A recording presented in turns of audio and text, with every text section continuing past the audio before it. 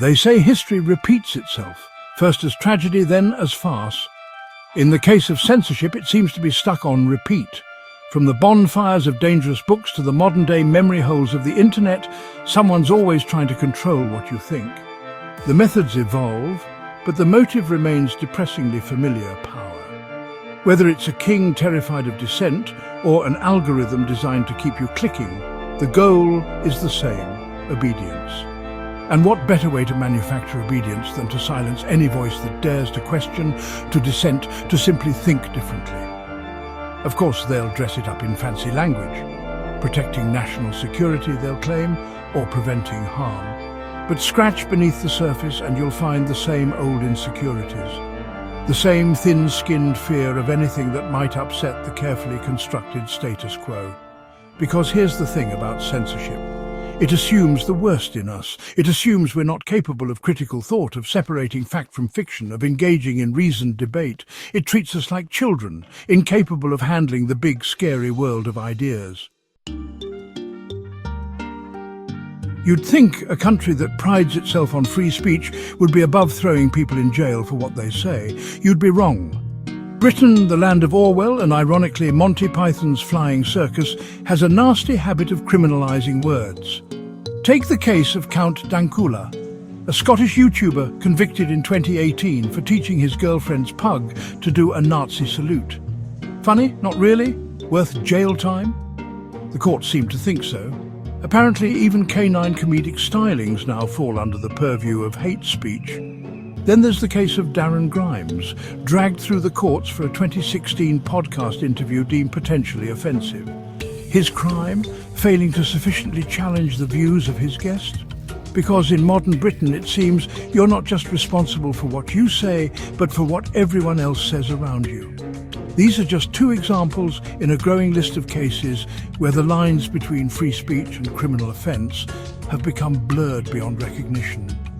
It seems the only jokes allowed these days are the ones approved by the Ministry of Acceptable Humour. France, the land of romance, fine wine and, increasingly, censorship. Turns out the birthplace of Voltaire has developed a bit of a blind spot when it comes to its own ideals. From controversial comedians to online platforms, the French state has shown a certain when it comes to silencing dissent. Take the case of Dieudonné Mbalambala, a comedian known for his provocative, often offensive material. The French government has repeatedly banned his shows, fined him for hate speech, and even dissolved his political party. Love him or hate him, it's hard to deny that silencing a comedian, however distasteful, sets a dangerous precedent. But it's not just about stand-up routines. In 2020, France passed a law requiring social media platforms to remove hateful content within 24 hours. While the stated aim is to combat online abuse, the law has been criticised for its vague language and potential for overreach. Because who gets to decide what constitutes hateful content? And what happens when those in power decide to censor opinions they simply don't like? Whispers in the echo chamber, the contagion of silence. Here's the thing about censorship. It's not just about the words that get silenced, it's about the chilling effect it has on everyone else. When people start getting arrested for jokes or fined for expressing unpopular opinions, it sends a message that says, shut up or you're next. And people listen. They start self-censoring, holding back their true thoughts and opinions for fear of reprisal. This creates an environment of intellectual cowardice, where challenging ideas become taboo and conformity reigns supreme.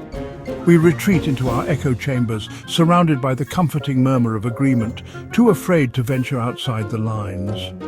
This chilling effect extends beyond the individual. It stifles creativity, innovation, and progress. After all, how can we expect to solve complex problems or challenge existing power structures if everyone is too afraid to speak their minds?